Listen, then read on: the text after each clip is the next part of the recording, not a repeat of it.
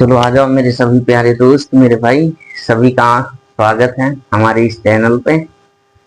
कल जैसा कि हम लोग रेक्टेंगल शुरू किए थे और पार्ट 1 उसका अपलोड कर दिया गया था,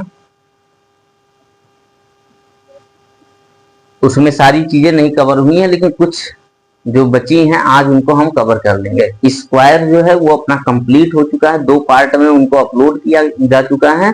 अगर आपको जरूरत लगे कि कहीं कोई कमी रह गई है तो आप उसको बता सकते हैं, अदरवाइज आप उसको यूज करिए अपने रिवीजन के लिए।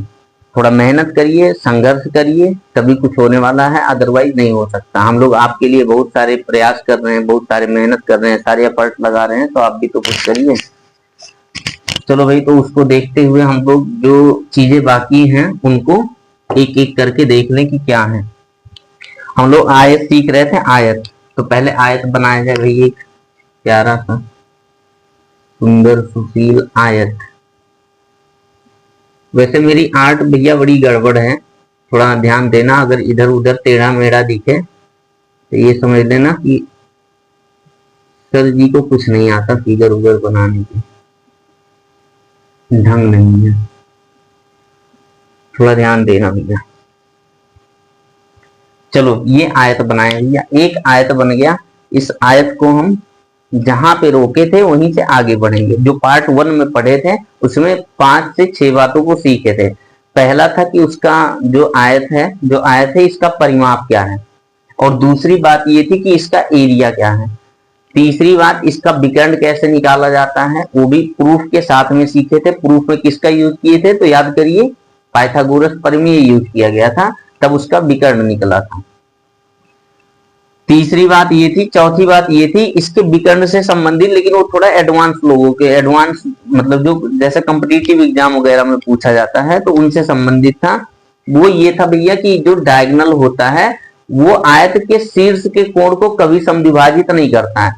मतलब जैसे ये 90 डिग्री का कोण था, ये आपका 90 डिग्री का कोण था, और यह भी आपका 90 डिग्री का कोण था। आयत और वर्ग दोनों में प्रत्येक कोण 90 डिग्री के होते हैं, लेकिन अंतर बस इतना है कि वर्ग में लंबाई और चौड़ाई दोनों सेम होती है, लेकिन आयत में ऐसा कुछ नहीं होता है। इसमें लंबाई और चौड़ाई अलग अलग होती है, इसीलिए ये आयत है और उसमें सेम है, इसीलिए वो वर्ग है।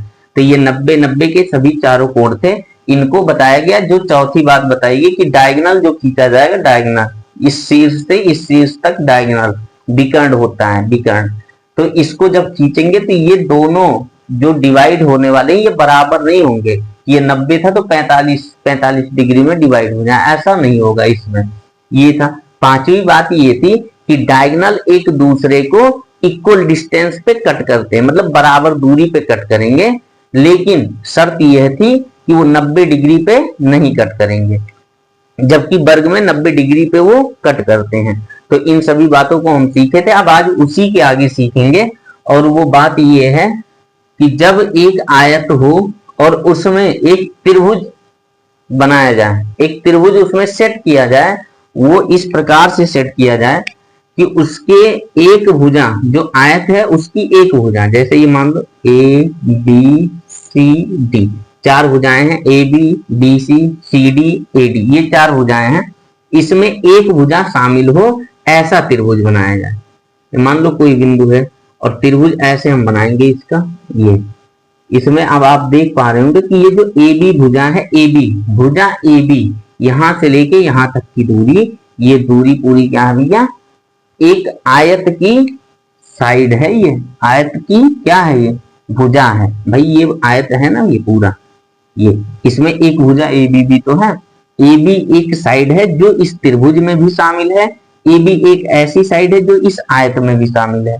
तो इसी के बारे में सीखना है कि इस त्रिभुज में और इस आयत में क्या संबंध होने वाला है। इस त्रिभुज में ये जो ए बी, मान लो इसका भी नाम रख दिया जाए ओ, ये जो त्रिभुज ए बी ओ दिख रहा है, ए बी ओ, इस त्रिभुज में और इस आयत में क्या संबंध होने वाला है, इसको जानना है, पहली बात। दूसरी बात हम ये सीखेंगे कि ये जो तीनों त्रिभुज दिख रहे हैं, एक ये 2, एक ये 3, इन तीनों में क्या आपसी क्या संबंध है, इन तीनों में।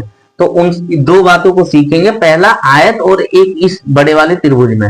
दूसरा, इन तीनों त्रिभुज में आपस में क्या संबंध है। तो चलो पहली बात सीखें क्या है, कैसे आता है ये जान ले। जो आयत है, आयत आयत और त्रिभुज का एरिया निकाला जाएगा, उन्हीं का संबंध हम देखेंगे कि कैसे क्या होने वाला है, उनका रेशियो क्या होगा। रेशियो पूछ लिया जाता है थोड़ा एडवांस लेवल पे कि बताइए जब एक आयत है, इसमें एक साइड शामिल करके एक त्रिभुज का निर्माण किया जा रहा है या इसमें सेट किया जा रहा है, तो उस त्रिभुज का उस आयत से क्या रेशियो बनने वाला है, इसको चलो देखा जाए। तो हमने कहा कि अगर इस त्रिभुज का एरिया हम निकालें, इस त्रिभुज का एरिया जो ए ओ बी है, त्रिभुज ए ओ बी है, तो त्रिभुज चाहे जैसा हो, जो फार्मूला होता है 1/2 गुणे बेस गुणे height, half into base into height. ये आप कहेंगे ये लंबाई है, एल से डिनोट कर दे रहे, मतलब ये माप ही एल है, ये माना जाए। ये बी है तो यह भी एल होगा और यह भी बी होगा, इधर ये वाला बी होगा। आप समझिए भैया इस बात को। हमने कहा अगर इस त्रिभुज का एरिया निकालना हो तो जो हाफ लिखा है हाफ ये तो रहेगा ही, और बेस जो है वो एल मान लो, बेस एल मान लो, और हाइट जो है वो मान लो ये बी है, बी। तो यहां से हम एक, जैसे ये 90 डिग्री पे आके मिल रहा है, यहां से एक स्ट्रक्चर ऐसा बनाएंगे कि ये आके 90 डिग्री पे मिले, तो यही इस त्रिभुज की हाइट बन जाएगी। जब ये हाइट बन गई, इतनी ऊंचाई का ये त्रिभुज है, तो हाइट आपका बी ही होने वाला है, बी। कितना होने वाला है भैया, ये बी होने वाला, क्योंकि ये दूरी बी है तो ये भी बी है, क्योंकि जो रेक्टेंगल होता है उसके आमने सामने की साइडें पैरेलल भी होती है, तो सभी जगहों पे इनकी दूरी क्या होगी, समान होगी। तो एल इंटू बी लिख देंगे भैया, एल इंटू बी लिख दिए। तो half of L into B ये कर दिया, L into B, L into B, ये हो गया त्रिभुज का एरिया। अब हम कहेंगे जो क्वाड्रिलेटरल रेक्टेंगल दिख रहा है ए बी सी डी, चतुर्भुज ए बी सी डी, यानी rectangle A B C D का एरिया अगर पूछ लें आपसे, तो आप कहोगे रेक्टेंगल का एरिया अभी हम कल पढ़े थे एल इंटू बी होता है, एल इंटू बी। लेकिन इतने से काम नहीं बनेगा, तो अलग अलग हो गए कि उनके एरिया में क्या संबंध है, लेकिन उनके एरिया का अनुपात पूछ लिया जाता है। तो अनुपात कैसे निकलेगा, तो त्रिभुज ए ओ बी का अनुपात बताना है जो आयत है A B C D, A B C D से। तो आप कहेंगे इसका एरिया, ये आया जो त्रिभुज का एरिया है वो है half into L into B, ये है, और ये एल इंटू बी, ये हो गया। अब हम कहेंगे अगर ये ऐसे हैं तो आप पा रहे हो कि एल इंटू बी ऊपर भी है और एल इंटू बी नीचे भी है, तो ये कट गया। तो इनका और इनका जो रेशियो मिला वो केवल और केवल 1/2 मिला। यानी यदि पूरा जो वर्ग है, ये आयत है, जो आयत है पूरा, अगर वो 2 है, वो कितना है भैया, 2 है, तो जो त्रिभुज है वो 1 होगा, मतलब कि आधा होगा, आधा होगा। यानी जो आयत है, आयत, इसका एरिया अगर 2 है तो त्रिभुज का एरिया कितना बनने वाला है भैया मेरे, 1 है, मतलब आयत का आधा होगा ये इस त्रिभुज का एरिया। जो ये त्रिभुज दिख रहा है, मैं यहाँ पे थोड़ा गाढ़ा कर दे रहा हूँ इसको, ऐसे ये ऐसे कर दी, ये ब्लैक में है, एक ब्लू में है और एक रेड में है, ये हो गया। अब हम कहेंगे इसमें आप देख रहे हैं कि रेशियो को हम निकाल लिए कि 1:2 का अनुपात होगा उस त्रिभुज और आयत का। अब अगली बात ये आती है कि जो ये तीनों त्रिभुज दिख रहे हैं, तीनों त्रिभुज, ये बड़ा वाला त्रिभुज, ये बड़ा वाला त्रिभुज पूरा, और ये वाला और ये वाला, ये 3 त्रिभुज इसमें दिख रहे हैं, इनमें क्या बनने वाला है, संबंध। तो चलो भाई इनको भी देखा जाए, इनको भी देखा जाए कि ये क्या होने वाले हैं। तो हम कहेंगे कि इनको चलो बनाया जाए पहले।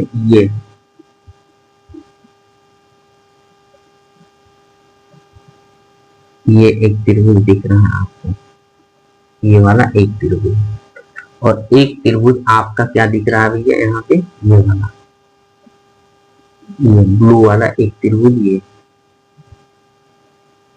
एक त्रिभुज, ये।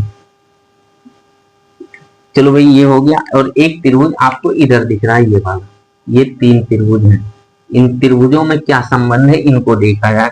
तो हम कहेंगे इन त्रिभुजों में जब आप यहाँ पे अभी पाए कि जो AOB है वो आधा है इस पूरे आयत का, जो आयत का एरिया है उतने में आधा यही कवर कर रखा है, तो आधे में ये दोनों होंगे तभी तो पूरा रेक्टेंगल बनेगा। इसका मतलब आधा ये है और ये दोनों मिला के आधा है, तो कहने का मतलब दोनों मिला के और ये जो बड़ा वाला है उसके बराबर बनेंगे। तो लिख लिया जाए त्रिभुज जो ADO है, ADO है, प्लस त्रिभुज जो BCO दिख रहा है, BCO, ये दोनों जब मिल जाएंगे तो किसके बराबर मिलने वाले हैं, ये त्रिभुज AOB के बराबर मिलने वाले हैं, क्योंकि दो में से ये अकेला था तो ये एक है, एक ये होगा, तो दोनों मिला के पूरा एक रेक्टेंगल बना देंगे जो कि आपका 2 है रेशियो में। चलो भाई अब इनको भी देख लिया जाए, तो हम इनका एक एक करके एरिया लिखेंगे। एरिया लिखने के लिए हमको इनके बेस और हाइट की जरूरत पड़ेगी, इनमें भी और इनमें भी। तो हम कहेंगे इसमें तो हाइट हमारा वही था, वही B वाला, ये मान लो B है, क्या है भैया ये B है जो यहाँ पे था, लेकिन इसमें ये जो माप है ये वाला, इतना माप, ये वाला, ये माप नहीं पता है, तो ये माप कुछ भी हो सकता है, जो भी आप डिनोट कर लो। अगर इसको मान लो x तो ये L माइनस एक्स इस पे भी लग जाएगा। अदरवाइज मैं कह दूं कि ये पॉइंट जो है ये मिड पॉइंट है, मान लो इस DC की मध्य बिंदु है ये O, तो आधा L ये हो गया, आधा L A हो गया, दोनों मिला के पूरा एक L सिंगल बन जाएगा। यानी इतने DO का मान L/2 है और DC का मान भी L/2 है। इसको समझिएगा, L/2 L/2, इसमें ये B है, ये B है, यानी इस त्रिभुज में बेस इंटू हाइट पता चल गया, क्या होगा इसमें भी पता चल गया, और इसमें ऑलरेडी ये B निकल आया, ये L है। तो आप कहेंगे अब इनका एरिया निकालेंगे, 1/2 जो बेस है, बेस आप इसको बेस लेंगे तो ये हाइट बन जाएगी, ये हाइट लेंगे तो ये बेस बन जाएगा, या आप कहिए यही बेस ले ले तो ये हाइट होगा, उससे कोई फर्क नहीं पड़ने वाला, क्योंकि दोनों गुणा करना है ना, इनका और इनका गुणा करना है, तो गुणा में कोई फर्क नहीं होगा। ज्यादा से ज्यादा क्या होने वाला कि ये पहले ये बाद में, ये पहले ये बाद में, यही हो सकता है।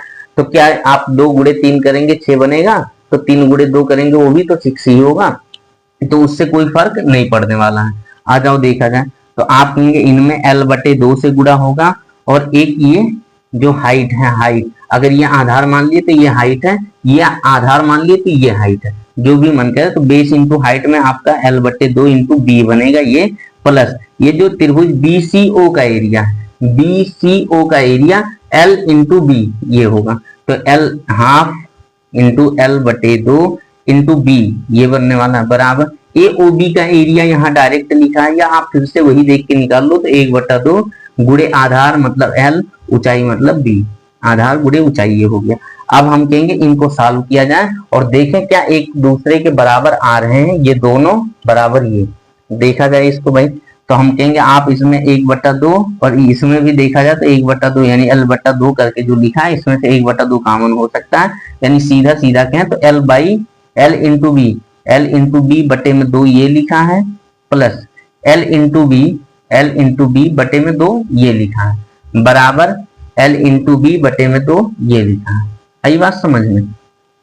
तो हम कहेंगे भैया कि ये वाला जो है, सॉरी 1/4 बनना, यहाँ 4 होगा, 2 दूना 4, सॉरी भैया थोड़ा सा मिस्टेक हुआ, यहाँ भी 4 बनने वाला है, ये 4 बनेगा। तो हम कहेंगे यहाँ से 1/4 कॉमन ले लिया जाएगा, 1/4 1/4, और ये बचा L into B plus L into B यानी LB, बराबर यहाँ पे L इंटू B बटे में 2, L इंटू B बटे में 2 ये हो गया। अब हम कहेंगे ये 2 इकन्नम 2, 2 दूना 4 ये हो गया। अब इधर हम थोड़ा सा देख ले रहे हैं भैया, यहाँ पे समझ गए, यहाँ पे 1/2 बचा, ये 2 नीचे कट के आया है, ये 2 पूरा खत्म हो गया, यानी 1/2 ये तो बना भैया मेरे 1/2, और यहाँ L इंटू B एक बार यहाँ है एक बार यहाँ है, यानी 2 बार लिखा है, तो into 2 into L into B ये बनने वाला है।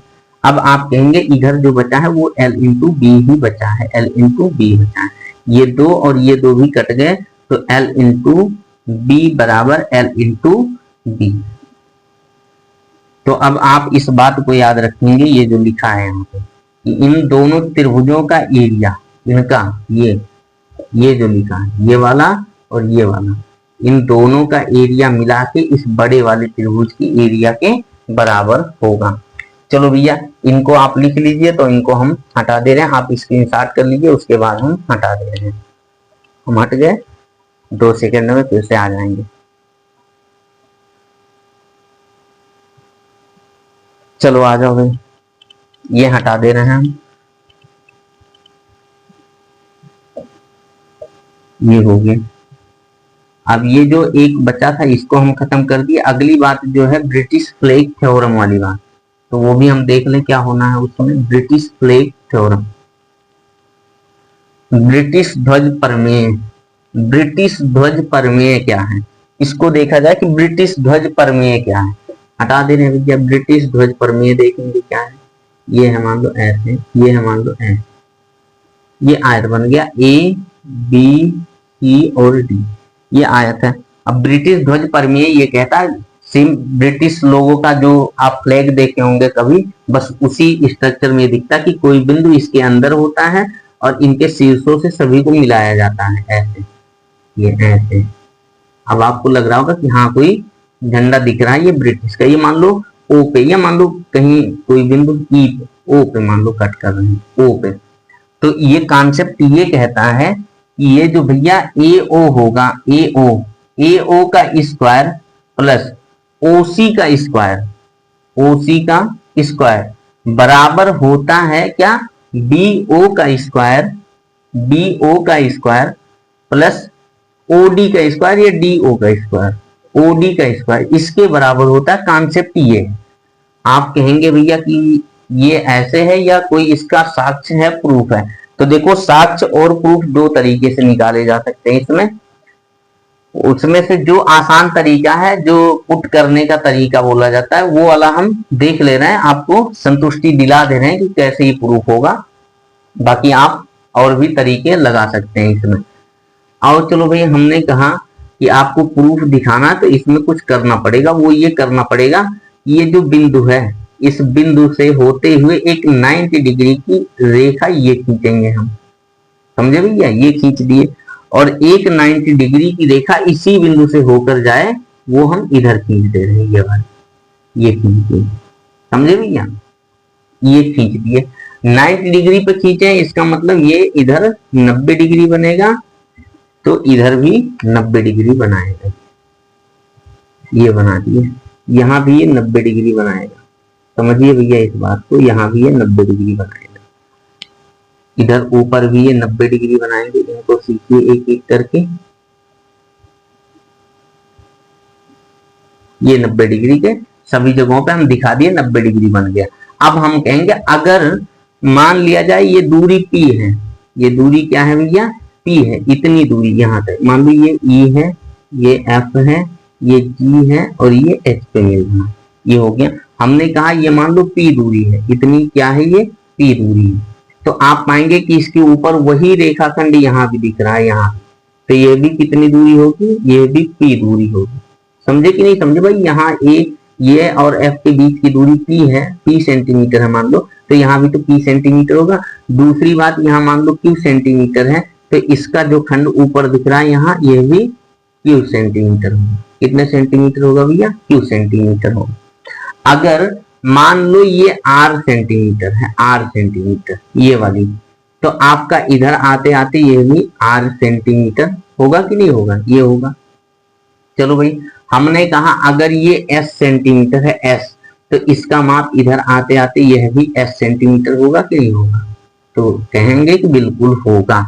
चलो भाई, अब हम कहेंगे इनका प्रूफ देखा जाए, तो इनका प्रूफ कैसे निकालेंगे। अगर हम कहें इस वाली त्रिभुज को देखें, ये जो त्रिभुज दिख रहा है, ये वाला त्रिभुज, जैसे जैसे हम बनाते चले आप वैसे देखते चलिए, नहीं कंफ्यूजन हो सकती है।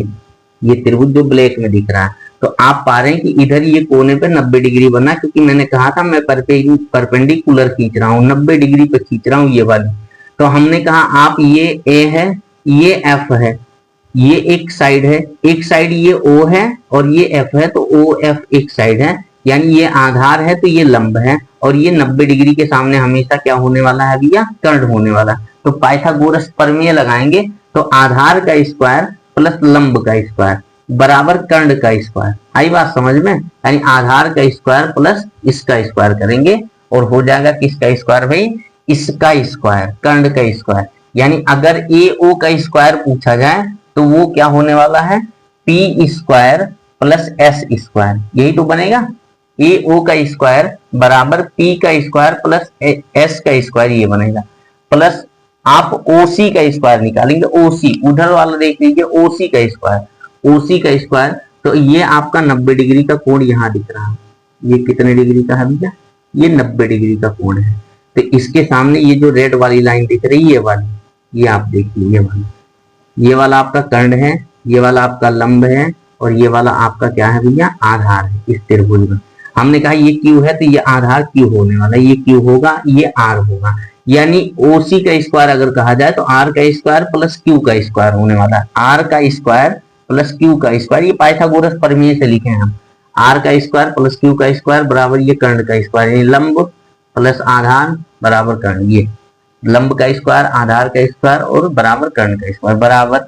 अगर हम कहें ये जो बी ओ है, बी ओ ये निकालना है, ये वाला अगर इसे निकालना है तो ये 90 डिग्री के सामने ये कर्ण है। यानी बी ओ का स्क्वायर तभी बनेगा जब ये आधार हो और ये लंब हो। तो लंब का स्क्वायर प्लस आधार का स्क्वायर, यानी एस का स्क्वायर, ये दूरी एस है, एस ये लिखा है एस और ये लिखा है क्यू, तो ये होगा एस का स्क्वायर प्लस क्यू का स्क्वायर प्लस जो ओडी का स्क्वायर है, ओडी स्क्वायर निकालना हो, ये ओडी ये वाली दूरी निकालनी हो, ये वाली दूरी निकालनी है इस त्रिभुज में। तो ये 90 डिग्री के सामने है कर्ण, तो ओडी का स्क्वायर मतलब कर्ण का स्क्वायर बराबर लंब का स्क्वायर प्लस आधार का स्क्वायर, यानी पी का स्क्वायर प्लस आर का स्क्वायर। ये जो मिल रहा है पी का स्क्वायर प्लस आर का स्क्वायर, पी का स्क्वायर प्लस आर का स्क्वायर। तो आप कहेंगे कि यहाँ हम एक बेसिक अंडरस्टैंडिंग जो होती है उसके हिसाब से हम इसको प्रूफ कर लिए। वो क्या है कि आप इसमें पा रहे हैं P square plus Q square plus R square plus S square. Same चीजें उसमें भी मिलेंगी, P Q R S. P का स्क्वायर प्लस क्यू का स्क्वायर प्लस आर का स्क्वायर प्लस एस का स्क्वायर। मतलब आप कह सकते हो कि ये वाला बराबर ये वाला। तो सेम इसी के आधार पे इसको लिखे थे। इसका मतलब जब ये और ये बराबर है तो ये और ये भी बराबर माने जाएंगे। तो इसी को कहते हैं ब्रिटिश फ्लैग थ्योरम। दूसरी बात इनके एरिया की होती है। इनका और इनका एरिया अगर जोड़ लिया जाएगा तो इनके और इनके एरिया के बराबर होगा। इसको ऐसे याद रखिएगा, कोई बहुत इंपॉर्टेंट कॉन्सेप्ट नहीं है, सीधा सीधा है, आप याद कर सकते हैं, उसको याद रहेगा। केवल और केवल पता रहे कि हाँ इसका और इसका एरिया